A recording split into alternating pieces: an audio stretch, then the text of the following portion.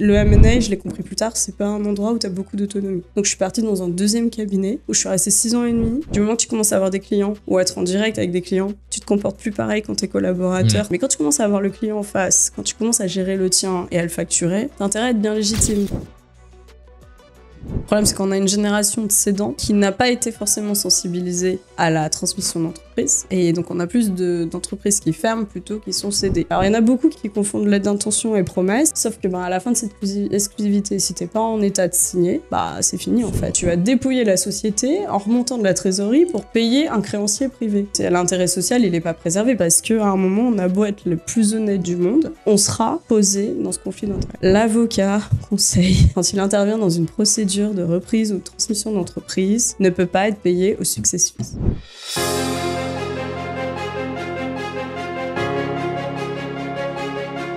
Cet épisode est soutenu par Time. Time, qu'est-ce que c'est? C'est un logiciel de pré-comptabilité et de comptabilité. Time propose 2 écosystèmes liés entre eux. Une première partie dédiée à l'entrepreneur. Il ou elle pourra réaliser ses factures de vente, relancer ses clients, suivre ses transactions bancaires, déposer des justificatifs, préparer ses notes de frais, indemnités kilométriques, etc. Ensuite, vous avez une deuxième partie qui est Time Expert, qui est dédiée à l'expert comptable. Ce dernier pourra faire toute la production comptable en partant de la pré-comptabilité jusqu'à la transmission de l'alias aux impôts, en passant par les déclarations de TVA et les déclarations d'IS par exemple. Le plus gros avantage est que ces 2 outils, ces 2 parties, ces 2 briques sont interconnectées entre elles, ce qui permet à l'entrepreneur et à son expert comptable de travailler de manière collaborative et intelligente. Time permet surtout d'automatiser une grande partie de la production comptable. Je l'utilise en tant qu'expert comptable pour une partie de mes clients et je dois vous avouer qu'ils en sont très satisfaits. N'hésitez pas à les solliciter pour demander une démo, ils sont très réactifs. Allez-y de ma part, ils sauront vous accueillir. Maintenant, place à l'épisode.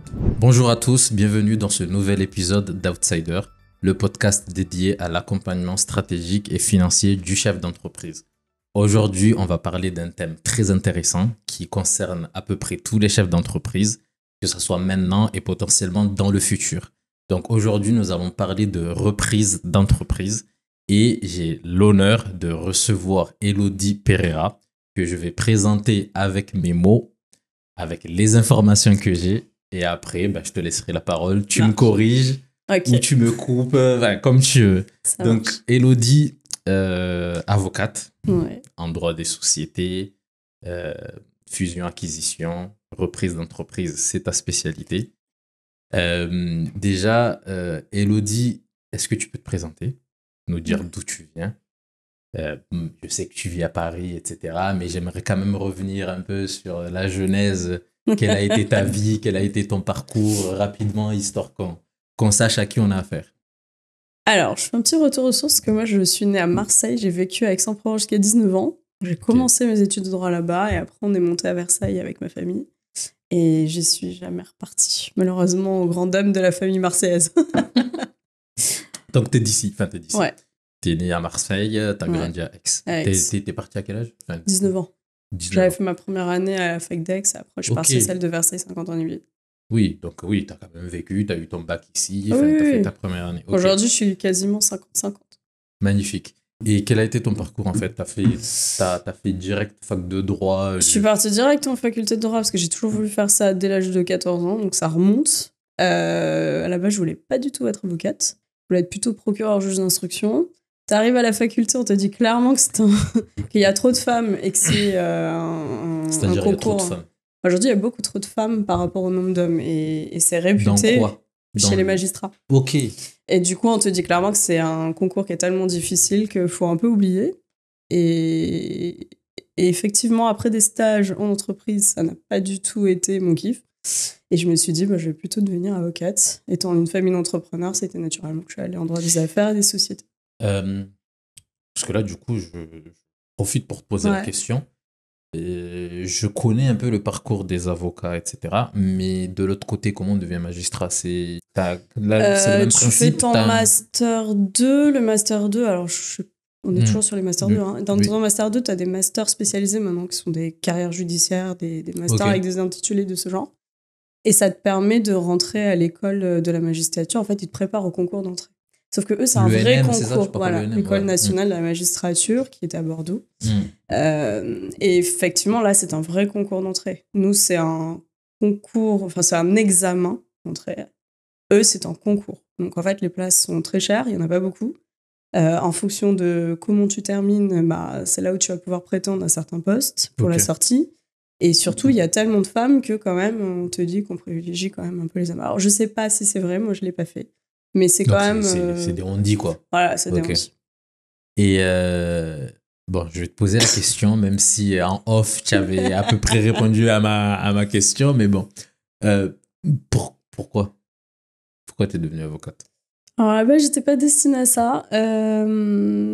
Pourquoi? Parce que quand je suis arrivée en master, on a fait des stages en cabinet d'avocat, ça m'a plu. Le NM, j'avais tiré un trait, sachant que je voulais beaucoup me tourner vers le pénal. Et le pénal a une logique très particulière qui n'était absolument pas faite pour moi. J'étais dans une famille d'entrepreneurs. Donc en fait, j'ai passé le concours d'entrée parce qu'on te dit que même pour être juriste, c'est mieux d'avoir l'examen d'avocat, t'es mieux payé par les conventions dans leurs échelons. Et est arrivé le moment où j'ai fait... je crois que c'était un des meilleurs stages de ma vie, mais par contre, au bout d'une semaine, je savais qu'en entreprise, j'étais pas faite pour ça. Donc je suis rentrée dans un gros groupe de distribution. Et ouais, je m'étais dit, en fait, non, je veux aller avocat. C'est un autre métier. C'est pas bon ou mauvais, c'est juste que c'est un autre métier. Et en fait, je préfère accompagner une diversité de clients plutôt que de me battre en interne en tant que juridique avec la boîte qui finalement, t'es un vrai frein. En tout cas, c'était ce que j'avais constaté. T'es quand même un vrai frein parce que t'es toujours en train de réglementer toutes leurs idées qui fusent dans tous les sens. Donc en fait, je me suis dit, écoute, ça va pas être pour toi, il faut quand même être très politique. C'était pas forcément ce que j'avais envie de faire, j'étais jeune. Et c'est naturellement finalement que ça s'est terminé à l'avocature. Ok, et j'ai parcouru ton CV un peu, enfin ton CV, ton compte LinkedIn en tout cas. Tu as fait, il me semble, 2 ou 3 cabinets avant de te lancer seul. J'en ai fait 2. Avant, j'ai fait un mandataire judiciaire pour le Master 2, ça c'était super, mais la perspective de liquider des boîtes tous les jours, c'était pas forcément ce que j'avais envie. Ah oui, là t'es pas dans le... C'est pas non plus super gai. C'est pas la joie, quoi. Voilà. Après, en école d'avocat, du coup, c'est là où on fait nos expériences cabinet d'avocat et entreprise. Cabinet d'avocat, je suis rentrée dans un cabinet qui faisait du LBO à la chaîne. L'associé était un super commercial, c'était des très bons techniciens qui intervenaient au CRA. Donc on en faisait beaucoup, on faisait quasiment que ça. Je pense que j'étais un poil jeune, c'était beaucoup répétitif du coup, et puis le M&A, je l'ai compris plus tard, c'est pas un endroit où tu as beaucoup d'autonomie. Donc je suis partie dans un deuxième cabinet où je suis restée 6 ans et demi. C'était un peu ma famille, très clairement, c'était super. Magnifique. Ouais, c'était vraiment top. Et là, en fait, ils étaient un peu plus généralistes, qu'on a fait quand même un peu de contentieux, j'en avais jamais fait. J'en ferai toujours plus, parce que c'est pas forcément ma tasse de thé. Le conflit, c'est pas Non, c'est pas le conflit, c'est notre logique, c'est pas... Voilà. Et après, dans le conseil, on avait et de l'acquisition, aussi de la transmission, enfin de la cession, de la restructuration, ce que je faisais à 80% avec l'associé. J'étais la seule senior qui faisait ça au bout de 6 ans et demi parce que j'adorais ça. Et à côté, on avait du juridique, du droit des sociétés un peu plus poussé et du contentieux. Moi, je faisais pas et pourquoi tu t'es lancée seule? Il y a eu un déclic, pourquoi tu t'es dit... après 8 ans et demi, j'étais un peu fatiguée. Je travaillais beaucoup parce que j'avais une clientèle perso propre qui faisait 50% de mon chiffre d'affaires. Donc ça commençait à être un peu short. Oui, voilà. J'en ai parlé dans un épisode là, avec une consoeur à toi. Le contrat de collaboration, c'est ça? Oui, c'est... t'avais une clientèle. En fait, t'as la clientèle du cabinet et t'as la clientèle propre. Et je sais pas ce qui s'est passé, c'est que j'ai peut-être été... trop gourmande à un moment donné, sauf qu'à un moment je pouvais plus dormir, enfin je dormais 4 heures par nuit et j'avais un bébé en bas âge, j'en voulais un deuxième, je me suis dit si je me rajoute ça, je vais exploser en plein vol, et le cabinet où j'étais n'avait pas forcément la perspective d'évolution. Donc du coup je me suis dit en fait je vais pas, même si je suis très bien, on reste pas forcément que parce qu'on se sent bien. C'était aussi qu'à un moment, il fallait que je dorme et que je retrouve un autre équilibre. C'était des changements dans ma vie personnelle qui ont aussi aidé à faire ce changement professionnel. Mais par contre, j'ai toujours prêté serment en me disant je m'installerai un jour où je serai en métier un jour. C'était quand même dans... Non, c'était dans mon cheminement. Et c'est pour ça que j'ai toujours eu de la clientèle. Au bout d'un an, j'avais déjà des clients. Oui, Donc, parce que ça a toujours été peut-être pas le camp, mais tu savais déjà que tu allais t'installer. Ouais. Et puis je trouvais ça, en fait, du moment que tu commences à avoir des clients ou à être en direct avec des clients, tu te comportes plus pareil quand t'es collaborateur que quand on te le donne. Parce que quand tu n'as pas ta clientèle, c'est un peu comme si tu es un peu un salarié, en quelque sorte, même si t'es libéral. Oui. On te donne un dossier, c'est pas le tien, tu le traites, et puis voilà. Mais quand tu commences à avoir le client en face, quand tu commences à gérer le tien et à le facturer, t'as intérêt à être bien légitime. Donc t'as intérêt à être un peu plus consciencieux. Et en fait, c'est des prises de conscience qui te font un peu plus grandir posture, plus quoi. vite, on va dire, professionnellement. Ouais, c'est pas la même posture, quoi. Exactement. Ok. Avant de rentrer dans le dur, on va dire, tu m'as posé une question avant qu'on lance l'épisode. Tu m'as demandé comment je choisis mes invités. Donc écoute, je vais te répondre. Alors moi, je fais beaucoup du LinkedIn, donc je suis beaucoup présent sur LinkedIn. C'est un réseau que j'adore. Je trouve que, bon, oui, il y a du bullshit classique, mais quand tu es honnête, quand tu fais les choses bien, quand tu postes, quand tu donnes de la valeur, on te le rend, quoi. T'as un vrai moyen de passer du contenu et de faire des rencontres. C'est ça, je suis d'accord, voilà, je suis fan depuis un an et ça se passe bien. C'est une très belle aventure. Et ben, je t'ai connu là, sur LinkedIn. Et je trouvais surtout que ce que tu faisais, c'est toujours un peu délicat pour des métiers comme avocat, expert comptable, notaire, etc. D'essayer d'expliquer quelque chose à un large panel, un large monde, sans tomber dans l'ultra technique, tu vois. Ça, c'est très compliqué. Et moi, ce que j'ai adoré, c'est que toi, dans tes prises de parole, tu expliques clairement, tu essayes vraiment de faciliter. Et vulgariser. À travers des schémas, à travers un cheminement, une arbre de décision. Enfin, voilà, tu essayes vraiment de rendre le truc compréhensible. Et bah, c'est pour ça que tu es là. Et merci LinkedIn. Tu fais du très bon contenu, donc continue comme ça. Merci à toi. Alors, du coup, merci pour cette présentation. Le sujet du jour, c'est d'ailleurs ton sujet préféré. C'est le sujet sur lequel tu parles beaucoup. Donc, on va parler de reprise d'entreprise. Donc, reprise d'entreprise, c'est acheter, enfin, différentes façons de faire pour reprendre une entreprise. Donc, l'idée, c'est qu'à l'issue de l'épisode, on pourra surtout pas tout balayer parce qu'il y a des façons de faire, c'est très vaste. Enfin, voilà, il y a de la technicité très pointue. On n'en est pas là. C'est vraiment se dire que un entrepreneur qui écouterait cet épisode, il aurait déjà une vision globale de comment ça se passe, pourquoi on le fait, quelques points d'attention. Enfin, voilà quoi, histoire de se dire, ok, j'ai quand même quelques informations sur ce sujet. Déjà, la reprise d'entreprise, elle se fait pourquoi? Enfin, à quel moment t'as plein de situations. L'élément déclencheur, on va dire. Alors, dans leur tête, je suis pas dans leur tête, mais en tout cas, t'as plein d'éléments à prendre en compte, enfin de raisons pour pouvoir reprendre. C'est-à-dire que tu peux déjà être un entrepreneur tout simple, avoir envie de créer une société. La création a ses avantages, la reprise en a d'autres. La reprise, quand tu crées une société, en général, un vrai succès, un vrai équilibre, une rentabilité et se permettre de se payer bien, ça prend à peu près 5 à 10 ans.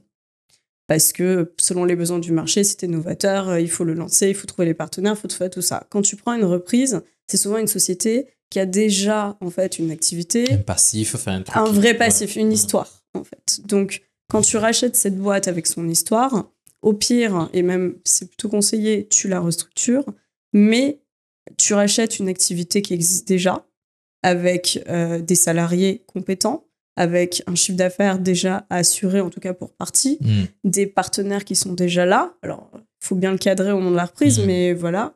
Une réputation, enfin, peut-être tout ça qui permet de justifier que tu vas gagner un peu de temps. Alors, c'est un risque plus gros parce que tu investis plus d'argent, mais en tout cas, c'est une alternative. Et ça se voyait beaucoup. Alors, moi, il y a 10 ans, quand je commençais le LBO, c'était beaucoup des cadres supérieurs ou cadres dirigeants qui sortaient de grosses boîtes. Ils sont entre 45 et 55 ans, ils commencent à être un peu vieillissants, ils se font mettre un peu au placard, t'arrives au chômage, il y a un moment tu retrouves difficilement ton activité, enfin notre job, et donc la question c'est je crée, j'en ai pour 10 ans et j'arrive à ma retraite et c'est à peine si je capitalise, ou est-ce que je reprends et je vais capitaliser. Aujourd'hui, il y a aussi d'autres générations. Il y a la génération plutôt à la trentaine qui, eux, ils veulent investir ils veulent reprendre pour investir. Et à ce moment-là, ils savent qu'à 50 ans, ils auront déjà bien capitalisé. Et il y a cette autre génération qui n'est même plus la mienne, qui sortent d'écoles de commerce, qui ont déjà investi en immobilier. Et eux, ils voient vraiment la reprise comme un investissement. Okay. Ça, c'est de la reprise en direct. Tu vas avoir aussi la croissance externe. T'as déjà une société ou un groupe de sociétés, t'as envie de monter ce groupe de sociétés, tu as une compétence technique que tu développes et que tu exploites, ça se fait beaucoup en industrie, dans le bâtiment par exemple. Tu vas reprendre une autre activité qui va être complémentaire ou concurrente, soit pour grossir et avoir d'autres parts de marché où tu n'arrivais pas à te positionner, soit en fait pour avoir des activités complémentaires, pour justement faire des économies de coûts, mutualiser et avoir un peu plus la main sur le chaînon du produit que tu vas commercialiser. Tu peux faire une transmission familiale. Ça, c'est souvent la famille qui a envie de monter. Ça se voit dans certains groupes. Par exemple, là où j'étais en stage, moi, j'étais chez Bureau Vallée. Ils font une distribution familiale. Ils travaillent tous en famille. Et je pense que cette question se posera un jour. Tu peux avoir la reprise après en fonction de certains montages, en direct, en direct. Et tu as aussi le salarié. Le salarié, cette personne-là, au lieu de partir de la boîte, elle se dit, ben voilà, moi, je suis plutôt en small cap et en very small cap. Tu es dans une petite, une TPE, une petite PME. Il est quasi DG, hein, parce que le dirigeant, il veut s'en aller ou il a d'autres activités à côté. Il se dit, ben voilà, moi, c'est le moment. J'ai envie de rentrer autour de ces âges-là dans cette expérience. Pourquoi pas reprendre ma boîte? Je sais comment elle fonctionne, je connais mes équipes, je connais sa rentabilité. Donc, c'est tous ces éléments-là qui s'épargnent et ne pas aller sourcer une autre société. Ou il repartirait de zéro ailleurs. Ou il repartirait de zéro ailleurs. Et du coup, en fait, il monte. C'est une manière de monter pour s'associer et pourquoi pas, en général, de reprendre en totalité. Ok. Mais une fois qu'on a cité ça, donc ça, ce sont, on va dire, les raisons les plus classiques. Ouais. Comment ça se passe? Alors, je sais qu'il y a différentes manières de le faire. Bon, l'idée, c'est pas de tous les détailler, mais si on peut les voir dans les grandes lignes, quelles sont les différentes manières de faire une reprise? Alors, tu en as plusieurs. Tu as celui qui... alors, c'est sûrement la moins conseillée par tout le monde d'aller en direct. T'as le LBO classique. Qu'est-ce que tu entends par en direct? C'est, par exemple, toi, tu vas racheter une boîte sans holding, sans rien en tant que personne physique. Quoi. Je vais en tant que personne physique, voilà. J'achète ta boîte. Ça se fait quasiment plus, hein, mais one shot. Quoi. Voilà, one shot, j'y vais, je suis tout seul. C'est moi en direct, c'est bon. Okay. Tu vas avoir le LBO, qui est le LBO classique qu'on entend parler partout, qui est on monte la holding et avec l'apport qu'on apporte, on va voir la banque. Tu le connais. Mais ne dis pas LBO classique. Donc, est-ce que tu peux expliquer? C'est leverage by out, ça veut dire en réalité un effet de levier. C'est-à-dire qu'on monte une société holding une société mère, qui va, on y met un apport dedans et on va aller voir des banques qui vont suivre et qui vont faire cet effet de levier en quelque sorte pour permettre de prendre, de s'endetter à 70% et au lieu d'acheter 30% avec le 30% d'apport, on achète avec 100%. Et du coup, on rachète la cible comme ça avec une société mère, une société filiale. Okay. Ça, c'est... Alors, pourquoi je dis classique? C'est pas classique, effectivement, peut-être dans la tête de l'entrepreneur, mais c'est classique sur le milieu financier et juridique. Donc là, il n'y a pas de dilution, c'est de l'endettement. Non, c'est ce qui se fait vraiment le plus classiquement. Alors après, on peut y faire rentrer qui on veut dans ce capital de la holding. On peut rajouter des business angels, des investisseurs, de la famille, en love money, peu importe, mais en tout cas, ou des salariés qu'on peut faire monter. Ça viendra en second temps. Mais en tout cas, ça s'appelle du LBO classique. Ensuite, on va avoir le LMBO ou MBO. C'est plutôt le management buyout. Et là, c'est là où c'est intéressant. En fait, c'est un ou plusieurs salariés qui vont se regrouper et qui vont monter une holding où ils vont mettre un apport, peut-être faire rentrer des investisseurs ou bien même le dirigeant ou le cédant qui part, qui va réinvestir avec eux pour racheter la boîte dans laquelle ils travaillent. Tu soulignes un point important avant d'aller plus loin, mais du coup, celui qui vend, le dirigeant, pourquoi il va réinvestir Alors ça arrive parce qu'ils sont un peu un mentor et c'est une manière de financer un peu leur accompagnement en reprenant des parts et en revendant dans 2 ans, 3 ans et donc capitalisant encore sur cette valeur qu'on va donner à la société. Ça arrive aussi parce que parfois c'est des acquéreurs même salariés. En fait, les salariés n'ont pas assez d'argent, donc en fait ils vont faire une reprise un peu morcelée aussi. Voilà. Ok. C'est pour ces éléments. Puis finalement, il y a des dirigeants, ils sortent, mais ils sortent jamais totalement tout de suite. Hein. Il y en a qui n'aiment pas ça, donc ça permet de faire aussi une passation progressive psychologiquement. Ok. Donc, tu as parlé de la reprise en direct, la LBO, tu as parlé du... Ouais. Voilà. Et après... Tu as la reprise familiale. Ok. Donc c'est souvent les enfants, la famille qui vont... alors, il peut y avoir un pacte du trail et qui vont récupérer une partie par donation et une partie par endettement pour reprendre et succéder à leurs parents. Ok. Donc ça, c'est on va dire les principaux montages. Donc déjà, dans un premier temps, alors je te fais 2 questions en une, j'ai trop de choses dans ma tête, mais en gros, dans un premier temps, quels sont les différents acteurs? Donc, tu as les avocats, les experts comptables, ceux qui valorisent la société, enfin voilà, les différents acteurs. Tu le fais pour moi. En fait, j'ai entendu faire le... Ça, vas-y, je t'en prie. les différents acteurs et quel est leur rôle. Et après, j'ai vraiment besoin d'un... Même si, encore une fois, il y a toujours des particularités, mais que tu me fasses un schéma classique. Aujourd'hui, je vise une société. Allez, on va dire, je fais un LBO. On m'a conseillé un LBO. C'est quoi la première étape? Je viens, je toque la porte, je vais acheter. Enfin, comment... Voilà. Ok. Alors, déjà, les différents acteurs, on va avoir l'acquéreur et le cédant. Parce que pour qu'il y ait une offre et une demande, il faut un vendeur et un acheteur. Donc, tu vas avoir l'acquéreur et le cédant. Tu vas avoir les conseils M&A qui peuvent intervenir et qui, eux, accompagnent plus souvent le cédant que l'acquéreur et qui vont permettre d'accompagner le cédant pour la vente ou aller sourcer pour eux, pour les acquéreurs. Même si ça se fait pas trop. Tu vas avoir, il y a des nouveaux acteurs sur le marché qui sont des formateurs de repreneurs. Et effectivement, ils ont quand même une bonne position en ce moment quand la formation est bien faite, bien évidemment. Parce que déjà, ça permet de regrouper une communauté qui ont des mêmes intérêts. Ils leur apprennent justement, ils les sensibilisent à comment se déroule une acquisition. Ce qu'on va faire là, c'est un peu leur schéma un peu plus poussé et en profondeur de comment se déroule une opération pour pas qu'ils soient perdus. Parce qu'effectivement, on est perdu, on n'en fait pas tous les jours. Tu vas avoir les experts comptables qui sont... Alors, les experts comptables et les gens... Alors, il y a des cabinets de valorisation. Je sais qu'il y a...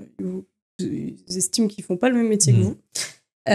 Donc, il y a plutôt 2 écoles. Donc, il y a l'expert comptable et financier, en fait, en quelque sorte. Moi, je les appelle les financiers qui viennent pour valoriser en amont, faire les audits et accompagner ensuite s'il y a besoin. Et ils ont un vrai point important parce que, déjà, on valorise, on regarde si ce que demande le cédant correspond à ce qu'il faut. On fait l'audit pour justement venir emménager le prix, mais également venir structurer la gap, parce que ça peut peser. C'est quoi la gap? La garantie d'actifs et de passifs. Pardon. Encore une fois, on parle entre nous, on sait ce que c'est. Ça. Mais voilà. Donc, la garantie d'actifs et de passifs, qui est une garantie quand un acquéreur achète. Quand vous achetez, par exemple, quand tu achètes un verre, il a un problème et il permet pas de faire boire normalement. De boire normalement, et à un moment, tu as des garanties légales. Garantie. Là, c'est la même chose, en fait, sauf qu'elle est contractuelle. Donc, tu vas prendre une garantie d'actifs et de passifs. C'est qu'on te garantit que la boîte que tu achètes, il n'y a pas une insuffisance d'actifs, donc de l'actif qui n'existe pas et qui a été surévalué ou en fait, où ils ont menti.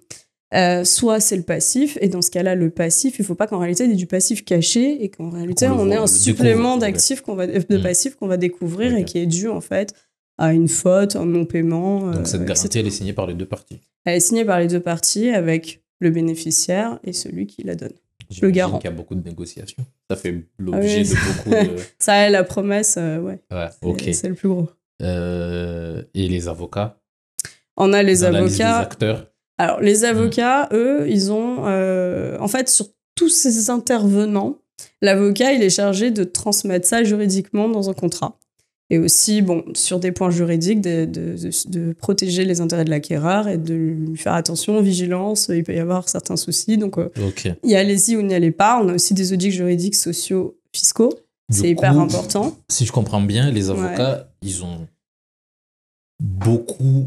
Et surtout, ce rôle un peu de s'assurer que la forme, enfin tout le truc à côté est bien fait. Nous, on est le traducteur pour que si demain on va devant le juge, le juge ait parlé le même langage que nous par rapport à ce que voulaient faire les parties.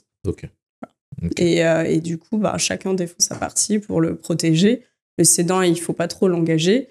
Mais l'acquéreur, il faut pas non plus qu'il s'engage sans garantie et sur une coquille vide. Parce que, mine de rien, il y a des boîtes, on n'est pas... on fait des entraînements parfois d'une vie, on fait des gros crédits. Il y a un moment, on peut pas s'endetter pour zéro. Ouais, bah oui. Ok. Voilà. On a fait le tour là des acteurs. Alors on a cité les conseils. Tu vois là, je viens d'apprendre quelque chose là. Les conseils en FUSAC, la FUSAC, enfin, M&A. Conseil M&A, ouais. Les termes anglophones. Ouais. Ou intermédiaire. Ouais. Donc tu m'as dit ils sont plutôt. Ils sont essentiellement cédants. Il y en a quelques-uns qui font de l'accompagnement, mais c'est pas le même travail. Okay. Quand ils accompagnent le cédant, en fait, souvent ils interviennent un petit peu en amont pour optimiser, pour maximiser sa valeur, le restructurer un petit peu, et ensuite ils l'accompagnent pendant tout le temps de la vente, parce qu'ils ont quand même un gros rôle financier. Et souvent à ce moment-là, l'expert comptable en général n'est pas forcément sur les grandes lignes, il va pas intervenir, il va venir que sur le pointilleux derrière quand on va regarder les comptes et on va négocier. Et eux, ils sont là pour veiller à ce que, en fait, ils donnent un rythme. C'est un peu le chef d'orchestre. Okay. Ils donnent un rythme, en fait, où tout le monde gravite avec eux. Mais eux, le but, c'est que le client vende le plus vite et le mieux. Donc, c'est pour ça qu'en fait, eux, ils sont là pour que le dossier soit rythmé, il avance et vérifier que l'opération dans laquelle s'engage son client, elle soit plutôt pérenne. Sauf qu'après, vient le juridique et le financier qui vient protéger dans des détails pour que le cédant ou l'acquéreur de l'autre côté ne prennent pas de risques. Côté acquéreur, c'est un peu plus différent. Ils viennent rythmer. Ok. Ils vont analyser peut-être la cible, mais ils viennent rythmer. Et donc, si je fais le récap, on a les conseils en fusion-acquisition. J'ai du mal avec les termes anglophones.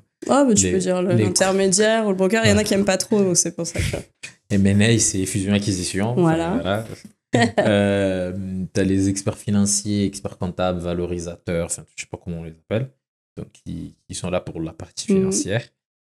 T'as les avocats qui vont faire, je sais pas si je peux employer ce terme, tu me corrigeras, un peu la traduction juridique pour s'assurer que... Voilà, et j'ai oublié une personne. On négocie quand même. Il reste le nerf de la guerre, le banquier ou les financeurs. Voilà, les financeurs. Donc, tu as plusieurs personnes qui peuvent être investisseurs, financeurs. Tu as les banques, tu as la BPI, tu as les prêts d'honneur, tu vas avoir aussi les business angels et tu vas avoir des investisseurs et du love money. Pour moi, c'est un investisseur. Enfin, les investisseurs fonds, d'investissement. Alors. Et tu as le love money qui est plutôt de la famille. Je suis désolée, je parle beaucoup en anglicisme alors que j'ai horreur de ça. Non, mais c'est normal. Non, mais c'est normal. Je voulais juste qu'on prenne 30 secondes. Ouais.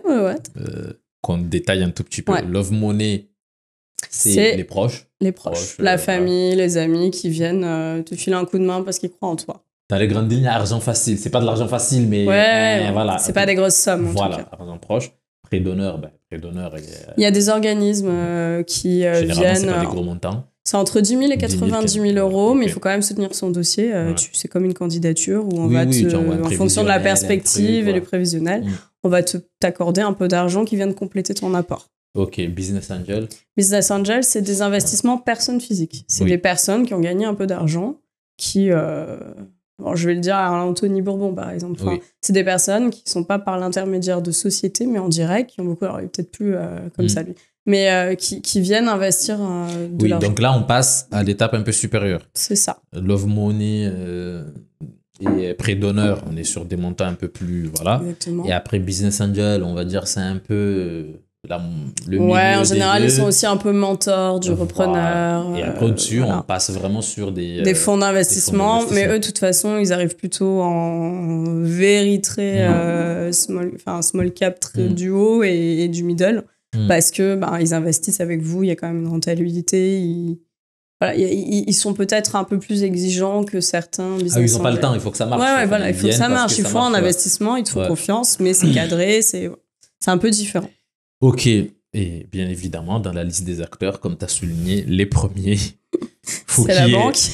Oui, mais il faut qu'il y ait aussi un acheteur et un vendeur. Ah oui. Voilà, ça c'est sinon, la condition, elle... Exactement. Ok, alors maintenant qu'on a listé les acteurs dans les grandes lignes, c'est quoi la démarche? Aujourd'hui, la démarche, du coup, c'est bien qu'on revienne sur les acquéreurs et le vendeur. Oui. On est côté reprise, donc on va se mettre côté un acquéreur. Côté reprise. Ok. L'acquéreur, la première chose, avant même, ce qui n'est absolument pas juridique, il faut qu'il source et trouve sa cible. Oui. C'est pas aussi simple qu'on le pense. Ah non, et puis aujourd'hui, le problème, c'est qu'on a une génération de cédants qui n'a pas été forcément sensibilisée à la transmission d'entreprise. Et donc, du coup, se prépare pas forcément, on n'y pense pas. Et donc, on a plus d'entreprises qui ferment plutôt qui sont cédées. Alors que c'est un peu l'enjeu des 10 prochaines années, puisqu'on a un grosse vague de papy boom qui arrive. Et c'est des savoir-faire et des microcosmes locaux qui, clairement, sont en train qu'on risque de perdre. Et c'est d'ailleurs pour ça qu'il y a quand même des grosses campagnes du gouvernement. Il y a beaucoup d'aides aujourd'hui qu'on est en train de donner. France Travail, aujourd'hui, c'est pas que pour la création d'entreprise qui te donne l'art, c'est vraiment aussi pour la reprise d'entreprise. Parce que il faut sauver des emplois, il faut sauver des savoir-faire. Et parfois, c'est des boîtes locales qui vont faire vivre un département entier. Donc, c'est hyper important. Ok. Il faut trouver sa cible. Trouver sa cible, trouver une cible viable. Oui. Donc, en général, on va l'étudier un petit peu, on va valoriser un petit peu par rapport à ce que le cédant demande. Ils se rencontrent. Et là, on rentre dans le process juridique. Si ça match, parce qu'il y a quand même tout un tas de panels, les valeurs, la première, quand on voit à première vue un bilan, est-ce que la boîte, elle paraît viable ou pas? Voilà, après, on fait des études plus poussées, mais c'est la première base. Et si on se met d'accord sur les premiers éléments, on va faire une lettre d'intention. Ok. Appelée couramment LOI dans l'anglicisme. LOI, ok. La lettre d'intention porte son nom, c'est une lettre d'intention qui peut être plus ou moins engageante, mais la vraie finalité de cette lettre d'intention, c'est on va manifester un intérêt pour acheter la société. Le cédant va accepter et va bloquer une période d'exclusivité pour que sur les premiers points qu'on aura fixés sur papier, on décide de les approfondir, et notamment les approfondir en fonction des audits qui vont se passer. Alors, attends. Donc, je fais une lettre d'intention. Ouais. Elle m'engage jusqu'à quel niveau? Et tu as parlé La lettre d'intention... Tu as parlé d'exclusivité aussi. Alors, la lettre d'intention pour un acquéreur, en tout cas, dans les miennes, je fais toujours en sorte qu'ils soient engagés le moins de temps possible. La limite, c'est toujours le volet contractuel légal, on va dire, qui est la bonne foi pour la négociation. Mais c'est en gros, on se met d'accord sur des 3 points, on fait cette lettre d'intention. C'est uniquement une lettre d'intention, donc je ne m'engage pas à signer une promesse. C'est pas comme une promesse, pas comme, par exemple, les compromis de vente, c'est pas ça. Mais par contre, moi, je m'engage de bonne foi à négocier avec toi. Et en échange, toi, cédant, tu vas me donner une exclusivité. Et donc, pendant 1 à 3 mois, on s'oblige à négocier qu'ensemble, sauf si vraiment on voit qu'on n'arrive pas à y aller, enfin, on est intelligent. Mais par contre, tu n'iras pas proposer à un autre acquéreur ta boîte. Ok. Voilà. Pendant ces 3 mois. Pendant cette période d'exclusivité. Oui. Okay. Pendant cette période d'exclusivité qui est 2 à 3 mois, en général, ce qui va se passer, c'est qu'on va faire un audit poussé. Donc, on peut avoir du comptable, financier, fiscal, social, le juridique contractuel. Audit d'acquisition. Parfois, tu vas avoir technique, parce qu'il y a des activités qui le nécessitent. Les process commerciaux, parce qu'il y a des activités qui le nécessitent. Voilà. Donc, tu fais tes audits d'acquisition. Et en fonction des résultats de ces audits d'acquisition, ce qui va se passer, c'est red flag, on n'y va pas. Donc, drapeau rouge, on déconseille. Soit on peut y aller, mais en fait, elle est trop chère parce qu'il y a quand même quelques points qui ne vont pas. Soit on y va et puis en fait, on va continuer à négocier d'autres éléments comme la garantie d'actifs et de passifs, comme l'accompagnement, comme si on a des salariés clés. Et en fait, on va poser les vraies conditions suspensives, même si on en a énoncé une partie en amont dans la lettre d'intention. Mais ça ne veut pas dire que ce sont des conditions suspensives. C'est tant qu'on n'a pas signé cette promesse, on n'aura pas les conditions suspensives qui sont applicables. Ok. Et donc, on arrive à la promesse. Alors, il y en a beaucoup qui font l'économie, qui confondent lettre d'intention et promesse, et qui vont dire, je vais faire plutôt une lettre d'intention et pas la promesse. Sauf que à la fin de cette exclusivité, si tu n'es pas en état de signer, c'est fini, en fait. Le cédant, il peut aller voir ailleurs. Il est de bonne foi, c'est cool. Mais quand on n'est pas ça peut arriver, en fait, ça ne matche pas tant que ça. Il peut aller voir ailleurs. Et puis, c'est toujours une tentation pour le cédant d'aller un peu challenger son prix auprès d'autres personnes, du coup. Puisqu'il est libre sur le marché, il n'y a pas de raison. Enfin, il reprend ses droits. S'assurer ce qu'ils ne vendent pas trop bas. Enfin, voilà, ou faire monter le prix. Il va voir un autre acquéreur et dit, voilà, moi j'ai une offre à temps, est-ce que tu me fais plus? Donc ça fait monter les enchères. Et ensuite, on arrive donc à ce protocole synallagmatique sous condition suspensive, qui est la promesse, en quelque sorte. C'est le cédant s'engage à céder fermement. L'acquéreur s'engage à céder fermement. Et les seules portes de sortie, c'est la réalisation des conditions suspensives. Comme un compromis de vente pour un bien immobilier, quoi. Il va y avoir classiquement l'obtention du prêt, l'information des salariés parce que c'est classique, peut-être rencontrer du personnel clé ou exiger que certains personnels clés s'assurent que, en tout cas, pour l'acquisition, voire ils même s'en vont pas. sur certaines activités des clients clés. Alors, les clients clés, mais il y a plus que ça. C'est-à-dire qu'en contractuel, il y a parfois des gros contrats comme de la distribution sélective, des fournisseurs, des gros clients clés qui ont des clauses dans leur propre contrat qui disent si tu changes la majorité du capital, dans ce cas-là, j'ai le droit de résilier à tout moment ou de faire une déchéance du terme. De dire je ne poursuis pas mon contrat. Donc en fait, tu le mets en condition suspensive pour dire on va les prévenir et il faut qu'on ait un écrit de leur part qui dise qu'ils maintiennent le contrat. Ça peut être aussi un bail commercial parce qu'effectivement, quand le bail commercial est essentiel et qu'on arrive à 12 ans et qu'on arrive au déplafonnement, on n'a pas trop envie. C'est pas forcément envisagé dans les coûts de la société et de sa rentabilité de prendre un bail qui va pas être pérenne, quoi, qui est pas aux normes. Donc, tu as plein d'éléments comme ça qui peuvent être adaptés. Tu as les classiques, tu as la McClose qui est en classique. Au Covid, on l'a sorti et je pense qu'aujourd'hui, à l'époque, c'était un peu la clause bateau qu'on mettait. Et au Covid a prouvé toute son efficacité. C'est une clause dans laquelle on va dire, s'il ne survient pas un événement exceptionnel qui vient plomber l'activité de la société ou les comptes, ou qu'il arrive quelque chose à l'acquérant ou à l'acquéreur ou au cédant, dans ce cas-là, on vend. Mais s'il arrive un de ces éléments-là, c'est un peu une sorte de force majeure. Hein. On peut actionner cette clause et on sort de la vente. Ok. Ça, c'est des clauses usuelles. Et après, on s'adapte à l'activité. Et ensuite, donc là arrive la période, donc on signe cette offre ferme. On arrive à la période où on va créer la holding, on négocie, on va faire les statuts, on va chercher les endettements. Si on a accepté, on crée la holding. On va aller faire aussi un pacte si jamais on a des investisseurs. Et une fois qu'on est bon en état, alors moi en général, ce que je fais, c'est qu'à la promesse, je vais faire un petit retour en arrière, à la promesse, je négocie au moins les grandes lignes du modèle de la garantie d'actifs et de passifs. Ok. Donc, soit tu l'annexes, soit tu l'insères dedans. Il y a 2 écoles. Mais en général, ce que je fais, c'est que je négocie quand même les grandes lignes en termes de plafond, de garantie de la garantie, de durée. Je suis d'accord avec toi parce que autant les faire dès le début. Ça évite de rentrer encore pour parler après. Parce qu'imagine, tu n'es pas d'accord au moment de la session. Le crédit, après tu te retrouves dans un... D'une, tu passes pour un idiot auprès de ta banque, finalement ton opération se fait pas, tu as quand même engagé un certain nombre de frais quand tu arrives à la session finale. Donc c'est quand même bien de tout négocier à ce moment-là.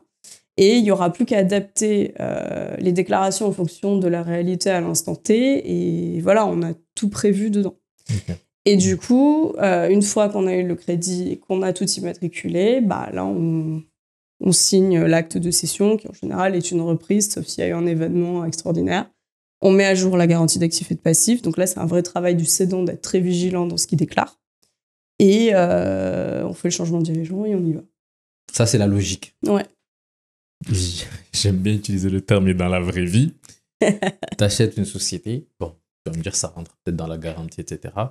Tu achètes une société. À partir de quel moment ou en fait, comment tu te couvres? Bon, il y a la garantie d'actifs passifs, mais comment ça se matérialise concrètement? Tu fais une mise en jeu. Donc en fait, dans la garantie d'actifs et de passifs... Demain, je perds des clients. J'arrive à prouver que c'est parce que... des clients... il faut que ce soit des clients. Pour pouvoir mettre en jeu la garantie d'actifs et de passifs, il faut que tu montres que l'événement qui est survenu à cet instant quand toi tu es... C'est lié à une faute ou à un fait réalisé par le cédant. Donc, si tu perds ce client parce qu'il y avait déjà une très mauvaise gestion ou qu'il y a eu un chantier, par exemple, qui a été mal fait avant, en réalité, c'est pas pour la perte du client que tu vas poursuivre. C'est pour l'arrêt du contrat avec notamment les dommages intérêts ou la remise en état qu'on va te donner. Donc, le surcoût va entraîner ça. Dans la garantie d'actifs et de passifs, ce qui est super important, c'est de déterminer tout en mode, un process, une procédure d'actionnage. Qu'est-ce qu'on considère comme actif, un passif? Qu'est-ce qu'on considère comme préjudice, l'indemnité, comment elle se matérialise, comment on la traite fiscalement et juridiquement, et surtout comment on l'actionne. Dans ce comment on l'actionne, c'est à quel moment le cédant il peut intervenir, notamment si on va en contentieux, est-ce qu'il a son mot à dire, est-ce qu'on doit transiger ou non, à ses frais bien évidemment. Quand on est côté cédant, on a plutôt une tendance à dire on laisse participer à la procédure parce qu'il a l'historique. Quand on est acquéreur, en général, ça ne dérange pas, mais il ne faut pas que le cédant interagisse sur les décisions de l'acquéreur qui pourraient être mal choisies parce qu'il ne veut pas payer. Maintenant qu'on a parlé de ça, on a parlé des principaux montages, le financement. Enfin, tu vas me dire, il y a le crédit bancaire, mais est-ce qu'il y a autre chose? Enfin, c'est quoi en fonction de la taille, en fonction de ce que tu rachètes, en fonction de quelles sont les possibilités qui sont offertes? T'as pas mal de choses. Tu vas avoir les établissements bancaires classiques. T'as la BPI qui, en plus de contre-garantir, parfois peut financer à hauteur de 30 à 40%. Elle ira jamais au-delà parce que c'est une banque d'État. Oui. Sinon, ça devient une dette d'État si jamais il y a un problème. Tu vas avoir les prêts d'honneur. Ça, c'est encore une fois, c'est hyper sous-estimé. Parfois, t'as des régions qui vont subventionner. Tu vas avoir, comme on en a parlé, les investisseurs, personnes physiques, business angel. Tu vas avoir les fonds d'investissement. Tu as d'autres techniques aussi. Attention avec parcimonie, je les mets à la fin, ceux-là, parce qu'ils sont assez controversés. Tu vas avoir le crédit vendeur. Donc, le crédit vendeur, il peut avoir son utilité, alors ça, sur des très, très petites structures. C'est quoi un crédit vendeur? Un crédit vendeur, c'est ton prix, au lieu de te le payer à l'instant T au jour de la vente. Tu te le rembourses. Le cédant fait un crédit à l'acquéreur et il lui rembourse au fur et à mesure. Petit à petit, oui. Alors, il y a des grandes fans de faire du 100% crédit vendeur. Alors moi, je côté cédant, je dis non. C'est hyper risqué juridiquement, sachant qu'on peut très peu garantir. Voilà. En général, sur 5 ans, et sachant qu'il ne faut pas oublier, ça déclenche quand même le paiement de l'impôt sur la plus-value, alors qu'il n'a jamais reçu d'argent. Donc, c'est quand même un sujet. Pour les acquéreurs, ils adorent ça. Donc, il y a une école, en ce moment, c'est un peu la mode de dire on fait du 100% crédit vendeur. Moi, je ne suis pas pour, encore une fois. On est toujours avec un petit peu, mais raisonné, mais pas forcément à 100%. C'est sur des cibles très spécifiques, très petites, et encore une fois, c'est pas non plus tous les jours. Je te coupe juste un peu, petite parenthèse. J'ai eu le cas, là, justement, le crédit vendeur. On n'a pas fait du financement 100%, c'est venu juste pour une partie, par exemple, c'était pour financer le stock, parce que on a financé le fonds de commerce, quoi. Enfin, voilà. Alors, on est en fonds de commerce, mais oui. Oui, on n'est pas. Ça arrive aussi en fonds de commerce, on le fait souvent. Oui, mais en fait, ce que je voulais dire, c'est toujours.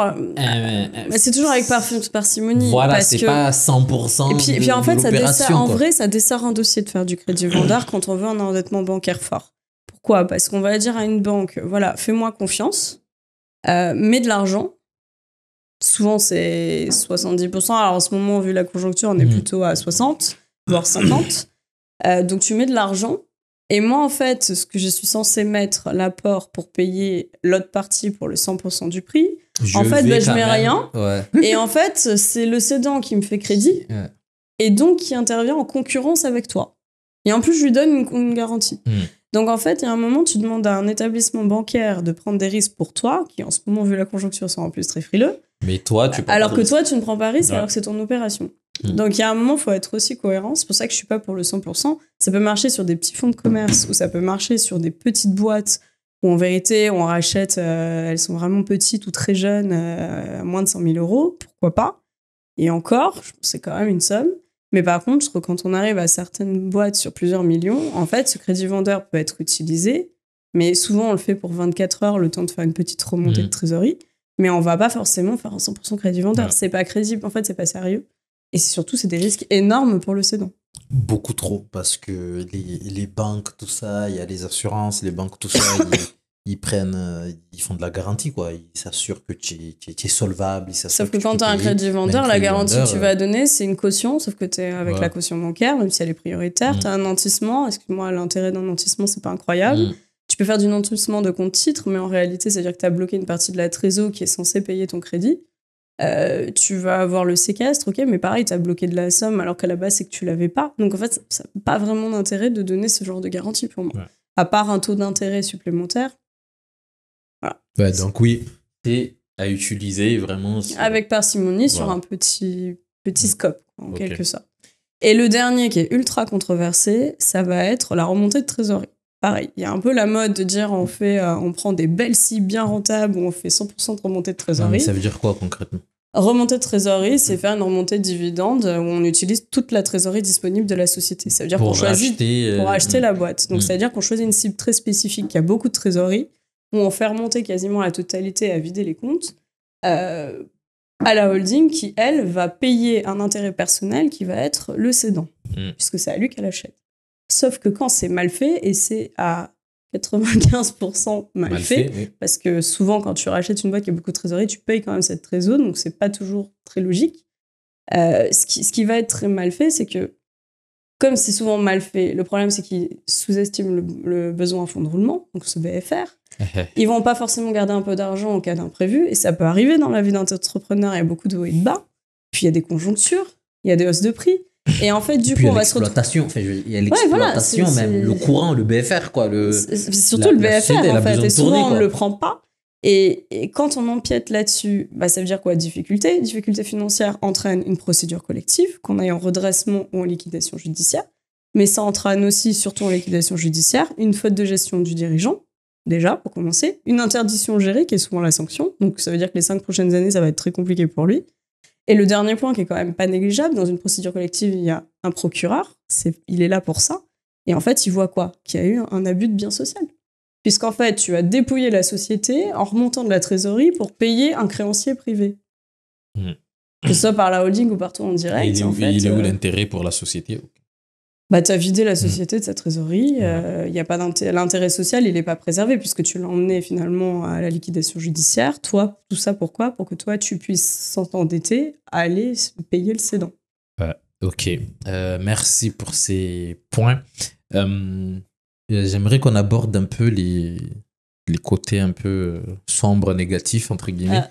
Quels sont les points d'attention, des points de vigilance comme ça qui te viennent en tête? Ce qu'on vient de dire, en tout cas sur le 100% de trésor, c'est pareil que le crédit vendeur. On a une petite parcimonie sur des petits montants, mais on ne dépasse pas les 20% du prix. Et encore, en fonction des véritables possibilités de la société, il y a des cibles qui n'ont pas beaucoup de trésorerie. Attention quand on prend un conseil. Moi, je me suis fixé un seuil de 150 000 €, mais notre déontologie nous permet en conseil soit d'accompagner les deux parties et on devient rédacteur unique, soit d'avoir un avocat chacun dans le cadre de ce genre d'opération. Le problème, quand on devient rédacteur unique, ça veut dire qu'en réalité, on n'est plus le conseil de l'un ou de l'autre. Rédacteur unique, c'est-à-dire des deux côtés, ça? C'est-à-dire qu'on devient l'avocat pour les deux parties. Ok. Donc, si on devient l'avocat des deux parties, on n'est plus juste l'avocat de l'une ou de l'autre partie. Donc, ça veut dire qu'on ne préserve pas forcément ses intérêts, puisqu'on devient juste rédacteur. Et donc, tout ce qu'on pourra mettre en place stratégiquement pour l'acquéreur, on a quand même ce penchant de déontologie d'aller voir l'autre partie et de lui expliquer. Alors que quand il y a deux avocats, c'est à l'autre avocat de prendre son pan et de dire oui, t'acceptes ou non, t'acceptes pas pour telle et telle raison. Mais moi, au moins, en fait, je défends vraiment les intérêts. Et au-dessus d'un certain montant, ça devient très compliqué, c'est limite schizophrénique, parce que je vois pas comment, en tout cas, moi, c'est un principe, le conflit d'intérêts est une des valeurs fondamentales donc qui me fait très peur déontologiquement, et j'y mets un point d'honneur. Je vois pas comment on peut, par exemple, notamment pour une garantie d'actifs et de passifs, aller négocier le meilleur plafond, les meilleurs seuils de déclenchement, le meilleur garantie de la garantie, quand de l'autre côté, tu es obligé d'expliquer au cédant que lui, c'est pas forcément favorable et que dans son cas, il faut faire plutôt autre chose. Donc, il y a un moment, en fait, tu les laisses discuter entre eux et puis toi, tu rédiges. Ouais. Donc, en fait, tu perds un peu cette neutralité. Donc, sur des petits deals, c'est moins grave parce qu'il y a moins d'enjeux. Mais quand on commence à être sur 1, 2, 3 millions, même 500 000, c'est quand même des gros montants empruntés. Donc, en fait, moi, je n'ai pas envie de prendre cette casquette-là. J'attire l'attention et je fais des gros points de vigilance parce qu'à un moment, on a beau être le plus honnête du monde, on sera posé dans ce conflit d'intérêts. Ouais. Ça, c'est hyper important. Ça, c'est un des premiers points qui me vient. Et le deuxième, alors j'ai fait un post il n'y a pas longtemps là-dessus, l'avocat conseille, quand il intervient dans une procédure de reprise ou de transmission d'entreprise, ne peut pas être payé au success-fees. On n'a pas le droit, déontologiquement. Mais c'est pas dans toutes les missions. Pourquoi ? C'est pas dans toutes les missions, enfin de base. De base, il a le droit à un honoraire de résultat quand tu es sur du contentieux, oui. Ou peut-être des grosses opérations, mais on ne doit jamais avoir de fixe en amont. Il doit toujours avoir en amont un fixe, ouais. Mais pas de valeur dérisoire. Oui, donc tu dois payer ton juste prix, et si tu as vraiment performé, là, c'est justifié. Oui. Et en contentieux, la logique n'est pas la même qu'en conseil. En contentieux, le but, c'est de faire économiser une grosse somme ou de faire gagner, être indemnisé le mieux possible. Alors que nous, dans la session, c'est pas de vendre au meilleur prix, comme un conseil M&A, parce que c'est leur rôle et c'est là leur force et c'est pour ça qu'ils sont payés comme ça. Moi, mon rôle, c'est de dire au client et de devoir être libre de lui dire « vas-y, on n'y va pas et on pète le deal parce que juridiquement et financièrement, ça t'engage trop. » Et c'est pas tenable. Et en fait, si t'es payé au succès, Ben, ton cette intérêt à neutralité, toi, tu vas la c'est perdre. ouais, c'est de lui dire on y va parce que Et encore une fois, potentiellement... c'est pas mon rôle. Moi, je ne suis pas conseil M&A. Ok. C'est pas mon rôle. Mon rôle, c'est de préserver cet intérêt et de mettre des bonnes conditions. Moi, le prix, je m'en fiche. C'est pour ça qu'en fait, on n'a pas le droit à avoir de succès suisse. Alors, je sais pas si des confrères le font, mais en tout cas, l'argument de certains prospects, c'est toujours de dire « Ah, mais si, mais vous avez des confrères qui le font. » Bah, dans ce cas-là, allez-y. Mais déontologiquement, en tout cas, c'est interdit. Ok. Ok. Est-ce que... bon, on a parlé de la garantie. Je vais te donner un peu un exemple. Je voudrais juste avoir ta lecture du jeu. Aujourd'hui, j'ai par exemple 2 frères qui veulent racheter la boîte de leur père, enfin de leurs parents. Leur parent est dans le BTP, enfin électricité. Il y en a un qui est dans le domaine, donc il se forme à ça, il a fait des études, des formations dans ça, et l'autre, pas du tout. L'autre, il est... dans autre chose. Dans autre chose, voilà. Pas forcément, voilà. Dans autre chose. Donc, comment... Alors, quelles sont les possibilités qui s'offrent à eux? Comment... Enfin, quelles questions se poser au début? Comment Bah alors, j'ai pas tous les éléments du dossier, mais déjà, le premier réflexe qui n'est pas forcément juridique, c'est plutôt celui qui n'est pas spécialisé en métier. Est-ce qu'il est intéressé par cette reprise ou pas? Et ses motivations. Est-ce que c'est que de l'argent et dans ce cas-là, il peut peut-être s'arranger avec son frère? Est-ce que c'est pour aider son frère qui peut pas forcément s'endetter tout seul? Est-ce que il considère que c'est une partie d'héritage et qu'il a envie d'y rentrer dedans? Et ensuite, la deuxième question du coup que ça applique, c'est est-ce que j'ai envie finalement de tout quitter et de mettre les mains dans le cambouis et moi aussi me former et d'être un vrai opérationnel ou même manager, parce qu'il sera peut-être plus en direction, peu importe. Ou est-ce que je vais juste avoir une vocation investisseur? Ça déjà, c'est un peu la base. C'est pour éviter tout conflit familial et voilà. Parce que souvent, on se retrouve dans des situations comme ça où les parents ne veulent pas léser les enfants, mais c'est pas forcément les mêmes ambitions, les mêmes projets des enfants. Et ensuite, là, on arrive sur des cas de family buyout où on va céder la boîte et faire une partie en donation, puisqu'on a le droit de faire une donation défiscalisée à une partie. Et ensuite, on fait l'endettement. Et surtout, et malheureusement, c'est assez négligé en famille, mais il faut pas oublier de faire un pacte d'associés. Alors moi, je parle pas du pacte du trade parce que c'est plutôt le volet notarial. On le fait jamais sans le notaire. Nous, on va faire l'acte de cession, mais il y a toute la procédure à faire en amont pour la donation et pour tout ça. Mais par contre, le reste, ça reste une reprise classique. Mais c'est surtout, faut pas oublier le pacte d'associés. Parce qu'on a beau être frère, sœur. Non, mais là, on arrive quand même à un point dès la base qui se pose. C'est que, un, il est opérationnel, l'autre, il va juste investir. C'est-à-dire qu'on sait déjà qu'il fera pas grand-chose dans la boîte. Ou peut-être qu'il fera pas bien, parce que un est vraiment sur un volet opérationnel, pas l'autre, puisqu'il vient pas de ce milieu-là. Donc, il y a quand même un déséquilibre de connaissance du marché et de l'activité de la boîte. Donc, c'est quand même ces éléments à prendre en compte. Après... ouais, je pense que je peux m'arrêter là parce que j'ai pas plus d'infos. Mais c'est déjà bien. Mais c'est déjà pas mal. C'est déjà bien, je t'appellerai. Je t'appellerai dans le cas concret. Écoute, on a fait déjà un bon tour. Je pense que là, on sait à peu près où débuter, comment ça se termine, quels sont les différents points. Avant de finir l'épisode, je voulais juste parler de quelque chose que j'ai vu que tu as partagé sur LinkedIn. Ah. Il y en a eu beaucoup là pour le calendrier de l'Avent à Noël. Mais c'est une stat qui m'a un peu interpellé. Bon, enfin, ça dépend de l'interprétation. Mais tu marquais que à peu près moins de 10% des repreneurs d'entreprises sont des femmes. Moi, sur le coup, quand j'ai lu, j'ai dit waouh, c'est dommage quoi. Enfin, parce que, je veux dire, Alors, c'est très dommage. Alors, de base, c'est un peu le chiffre qui court un peu auprès de tout le monde. J'ai beaucoup de mal encore à sourcer ces éléments-là. Mais en tout cas, ce que j'ai fait comme constatation, c'est que même dans ma clientèle de repreneurs et de cédants, je dois avoir 99% d'hommes. Peut-être que c'est une question de génération aussi, parce que les cédants, en tout cas, ils ont 20 ans de plus que moi, 30 ans de plus que moi. Et donc, du coup, c'est pas la même génération où les femmes s'arrêtaient un peu plus pour travailler. Peut-être que c'est ça. J'en sais rien, où elles étaient moins entrepreneuriales. Mais effectivement, quand on cherche partout, il y a peu d'organismes qui vont s'intéresser à la reprise féminine parce que finalement, il n'y a pas beaucoup de mentors féminins et il y a pas beaucoup de reprises féminines, même si on commence à voir des femmes qui essayent de reprendre des métiers d'hommes, mais qui ont encore du mal à trouver les bonnes. Peut-être qu'on est plus prudente, j'en sais rien. Mais en tout cas, on a des statistiques sur la création d'entreprises, donc qui est en augmentation pour les femmes, mais on n'a pas beaucoup d'éléments sur la reprise d'entreprise. Et effectivement, quand on fait le bilan, on est à moins de 10%. Alors, il y a un chiffre de 7% à peu près, mais comme moi, je n'ai pas cette source-là précise, je préfère dire moins de 10%, mais en tout cas, c'est un fait avéré pour tout le monde que la reprise manque de femmes. Moi, je suis pas féministe, donc c'est plus un constat qu'autre chose. Je suis très contente d'avoir des clients masculins. Et je trouve que c'est quand même de base un milieu très masculin. Ouais. Mais peut-être que c'est aussi du point des activités. On est beaucoup sur des activités BTP, industrielles. Peut-être que c'est où il y a de base moins de... Voilà. Sûrement, dans 20 ans, ça va changer. Même dans 10 ans, ça va changer, je l'espère. Et puis, avec ces 10 prochaines années, espérons que ça change. Mais effectivement, c'est un constat. Moi, je ne tire aucune conséquence. Enfin, je suis absolument pas ultra féministe là-dessus.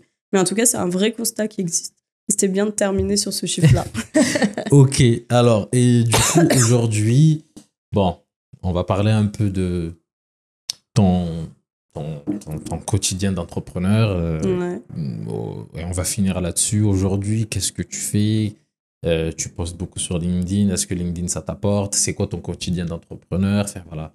Parle-nous un peu de ton l'avantage de l'avocat, je pense que c'est pour ça que je fais ce métier, c'est que j'ai aucune journée qui se ressemble. Okay. Je peux avoir des journées très commerciales, des journées beaucoup plus prod. Des journées où tu tournes des podcasts. Les journées où tu te dis que... Ouais, voilà, exactement. Des journées où tu tournes des podcasts. Des journées où tu te dis, aujourd'hui, je fais que ma prod. En fait, t'as passé 24 heures au téléphone. Limite. C'est ça, ça arrive souvent, ça. Ouais, c'est... Tu bloques là, ce matin. Ouais, là, je fais ça. Moi, j'aime bien, tu sais, tous ces conseils. T'as un truc. On te fait des conseils où on doit organiser l'emploi du temps. Alors, sûrement, ça se prête à beaucoup d'activités et beaucoup de spécialités. Moi, pour l'instant, mais moi, je peux pas pendant 24 heures ne pas toucher mes mails et ne pas prendre mon téléphone. C'est impossible. La formule magique, il y a genre 70% de mon activité, c'est de la négociation au téléphone. Ouais. Ou de l'écoute clientèle et de l'accompagnement clientèle. Donc en fait, c'est déjà plus compliqué, mais effectivement, il y a quand même beaucoup de disponibilité client. Il y a une grosse partie production, ce qui est normal. Le tout, c'est de trouver cet équilibre. Et il y a une grosse partie quand même commerciale com. Alors... on nous a quand même biberonné à l'école en disant que les avocats n'étaient pas entrepreneurs ni commerciaux. Moi, aujourd'hui, je fais quand même le constat inverse. Effectivement, comme on est libéral, on estime qu'on ne doit pas être commercial. Mais aujourd'hui, je développe un cabinet comme tout le monde. Je recruterai comme tout le monde. T'as une entreprise, en fait. J'ai une entreprise en quelque sorte. Et si tu fais pas... En fait, ça marche, ce bouche à oreille qu'on te donne de la notoriété de l'avocat, peut-être en province où on est moins. Sur certains barreaux, mais à Paris, on est 36 000 avocats. Donc, Paris-Île-de-France, on est 36 000 avocats. Donc, si tu le fais pas, à compétences égales, qu'est-ce qui te différencie, à part un peu de feeling Après, ça a beaucoup bougé ces dernières années. Entre avocats et experts comptables, maintenant, on communique, on prend plus la parole. Alors, vous avez un peu plus de largesse que nous. Ouais. Mais je sais que récemment, l'ordre ou le barreau, je crois que c'est le barreau, a sorti un guide, justement, pour les réseaux sociaux, pour essayer d'un petit peu...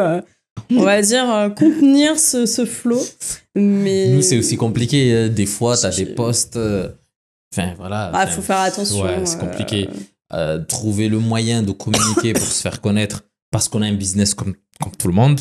Et d'un côté avoir aussi le respect strict de la déontologie. Et puis il faut assurer la confidentialité de ton client.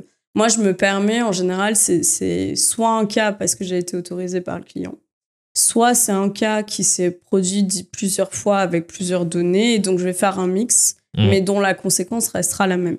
Parce qu'à un moment, le client, il est là aussi, donc déjà, tu as de la confidentialité, on a le secret professionnel, hein, et puis il y a un moment, ton client, il n'est pas là pour être jeté en pâture sur une erreur qui a été faite dans son dossier, tu vois. Donc je fais toujours attention à comment je le rédige et ce que j'en dis sans jamais trop en donner.